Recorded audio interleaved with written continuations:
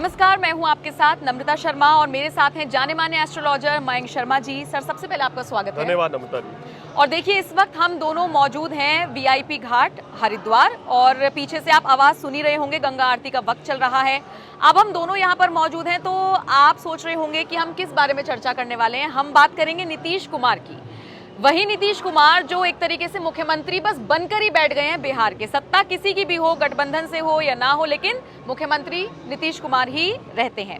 सबसे बड़े पलटूराम उनको कहा जाने लगा है। भले ही आगे आकर कह रहे हो कि नहीं नहीं, मैं तो प्रधानमंत्री नहीं बनना चाहता, लेकिन अंदर खाने सब कह रहे हैं कि मलाई तो वो खाना चाहते हैं। तो आखिर नीतीश कुमार की कुंडली में ऐसा कौन सा योग है, वो कौन से नक्षत्र हैं जो उनको इतनी मजबूत स्थिति में बनाए हुए हैं, इसी पर आज हम चर्चा करेंगे। सर, क्या कहती है उनकी कुंडली? देखिए, इनकी कुंडली जो इंटरनेट के माध्यम से प्राप्त हुई है वो वृश्चिक राशि की कुंडली है और इनके लगन भाव में ही चंद्रमा है। चतुर्थ भाव में सूर्य, बुध और गुरु और राहु की युति है, जो इनको दिखा देती है कि ये सत्ता में जो बने रहते हैं इन ग्रहों की युति के कारण है। पंचम भाव में मंगल और शुक्र की युति है और दशम भाव में केतु है और एकादश भाव में शनि है।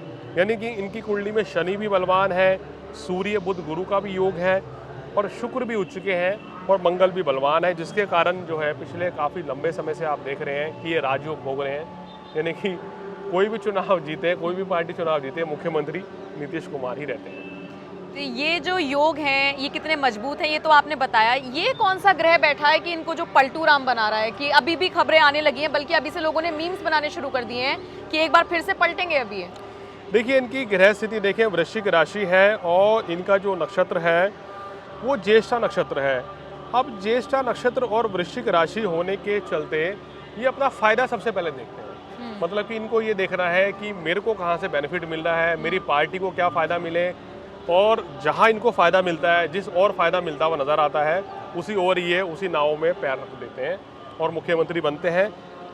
मंगल जब पंचम भाव में होता है तो व्यक्ति कहीं ना कहीं थोड़ा सा अपने मतलब के लिए ज़्यादा देखता है और अपने मतलब के अनुसार वो चलता है। तो मंगल की पंचम भाव में स्थिति इनको दिखाती है कि इनके ऊपर ये टैग लगा हुआ है कि ये तुरंत पलट जाते हैं, मौका परस्त है, जहाँ फ़ायदा हो रहा है उस ओर चले जाते हैं।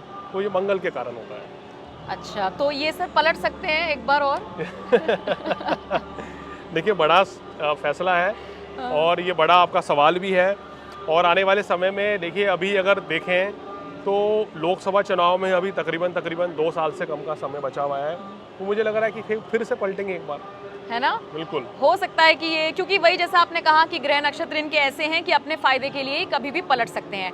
अच्छा मयंक जी, कह रहे हैं कि इन्हें प्रधानमंत्री बनने में कोई रुचि नहीं है, लेकिन आपको लगता है या फिर मैं सीधा सीधा यही सवाल पूछ लूं कि क्या इनकी कुंडली इस तरफ इशारा करती है कि इससे बड़ा पद इनको मिल सकता है? देखिए, मेरे को तो लग रहा है कि इन्होंने अपनी पार्टी को स्टेट लेवल से बाहर निकाल के और केंद्र की ओर जाने की जो उनकी योजना है ये इसी ओर अग्रसर है। इसलिए इन्होंने, कहना चाहिए, भाजपा का साथ छोड़ के और पार्टियों को साथ लेके ये कहीं ना कहीं केंद्र की ओर अपनी पार्टी, अपनी छवि को मजबूत करने को अग्रसर कर रहे हैं। ये इन्होंने कहीं ना कहीं एक दांव खेला है, सीधी सी बात है, एक जुआ खेला है, दांव खेला है, गैम्बल खेला है कि क्यों ना अपनी जो छवि है, वो अपनी जो इमेज है वो केंद्रीय नेता के रूप में ये तैयार करें।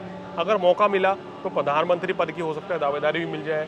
कहीं ना कहीं इनके मन में लालसा ज़रूर है शुक्र के कारण, और शुक्र व्यक्ति को लालसा ज़्यादा देता है। पंचम भाव में शुक्र है और केंद्र में इनके सूर्य बैठे हैं, जिसके कारण इनके महत्वाकांक्षी तो हैं। अगर महत्वाकांक्षी नहीं होते तो इस तरह से बार बार सत्ता परिवर्तन नहीं होता और पार्टियों को बार बार ना छोड़ते। तो कहीं ना कहीं इनके मन में लालसा है, प्रधानमंत्री पद की इच्छा तो है। ग्रह तो कम से कम ये बताते हैं, ग्रह तो इशारा कर रहे हैं कि लालसा तो है, लेकिन क्या कुछ कहा था नीतीश कुमार ने, ये आपको वीडियो के लास्ट में सुनवाएंगे। उससे पहले जाते जाते मैं चाहूंगी मयंक जी, आप स्वास्थ्य के लिहाज से और बता दें इनका आने वाला वक्त कैसा रहेगा? देखिए, इनका स्वास्थ्य जो है काफ़ी अच्छा रहेगा और जनता में लोकप्रिय नेता तो हैं ये, नो डाउट। शुक्र लोकप्रियता बहुत देता है इनको, सूर्य बहुत लोकप्रियता देता है और कहना चाहिए जो स्टेटमेंट देते हैं उससे भी सुर्खियों में बने रहते हैं। स्वास्थ्य इनका अच्छा रहेगा। 2023 में भी स्वास्थ्य संबंधी कोई परेशानी नहीं है। तो और अपना अभी जिस तरीके से देखा जाए तो लोकसभा चुनाव से पहले उन्होंने बड़ा दांव खेला है कि हो सकता है कि कुछ ना कुछ बात बन जाए। कुछ ना कुछ बात बन जाए, इसको लेकर दांव खेला है, लेकिन ये दांव कितना सफल होगा कितना असफल होगा ये देखना वाकई में दिलचस्प होगा। बहुत बहुत शुक्रिया मयंक जी हमसे बात करने के लिए। जाते जाते आपको सुनवाते हैं नीतीश कुमार का वो बयान जिसमें वो साफ कह रहे हैं कि मुझे कोई इंटरेस्ट नहीं है प्रधानमंत्री बनने के लिए। तो जरा आप भी सुनिए और फिर बताइएगा आप इस पूरी वीडियो को लेकर क्या राय रखते हैं। इनका संबंध है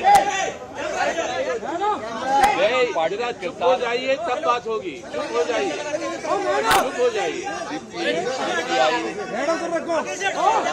सब लोगों के साथ संबंध और आज नहीं हमारे यंगर एज से एक संबंध है। और आप जानते हैं इधर हम अलग हो गए थे, लेकिन उसके पहले यहाँ पर कितना बार नीचे से ऊपर हम आते रहते थे। आप लोग नहीं देखते हैं कभी। जब हम आते थे दिल्ली तो यहाँ भी आते थे और यहाँ इनके ऑफिस में जाके बैठते थे। ये सब मेरा पुराना संबंध है। आज तो हम लोग फिर एक साथ हो गए। अब हम लोगों की कोशिश है, आपस में हम लोग सब अब यही बात कर रहे हैं कि हम सब लोग पूरे देश में सब जो है लेफ्ट पार्टी जो स्थानीय पार्टियां हैं डिफरेंट राज्यों में, कांग्रेस सब अगर एक साथ मिल जाएंगे, अगर एक साथ मिल जाएंगे तो बहुत बड़ी बात होगी। सामने देखिए सर, सामने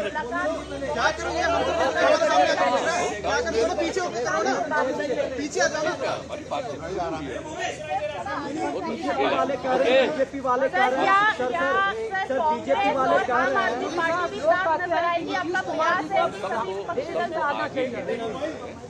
यार जरा सुनाई नहीं रहा है। बिहार में 7 पार्टियां एक साथ है वहाँ संबंध, लेकिन बाकी अन्य जगहों पर भी और पूरे देश में सब एकजुट हो जाए। तो इसी के लिए आजकल बातचीत होती है, जो हम लोग का जब कहते हैं तो आगे की चीज है, के बाद की चीज है। आपने नीतीश जी को सुना, हमारा हार्दिक स्वागत है कि वो अब वापस फिर इस ऑफिस में आए और हम समझते हैं कि ये देश की राजनीति के लिए एक बहुत ही बेहतर संकेत जो है वो दिया गया कि विपक्ष की पार्टियां उनके ऐलान मानते हैं। विपक्ष की पार्टियों को सबको इकट्ठा होकर आज जो है हमारे देश और संविधान को बचाना है। ये सब गलत बात है। देखिए हम नहीं आप ये पूछ देते हैं आप लोग, हम इसके क्लेमेंट है ही नहीं, उसके इच्छुक भी नहीं है। हम तो सब लोगों को एकजुट करने में। देखिए पहला टास्क है जैसे इन्होंने कहा कि सबको एकजुट करें, जो भारत के संविधान को और इसकी चरित्र, एक धर्मनिरपेक्ष जनतंत्र का गणराज्य, उसको जो बचाएंगे उसके आधार पर हम जो है आगे की बात सोचें। पहले सबको ये बात है, हम लोग बात कर रहे हैं पूरे अपने अपने पार्टियां अपने अपने काम भी करेंगे और इकट्ठा भी करेंगे।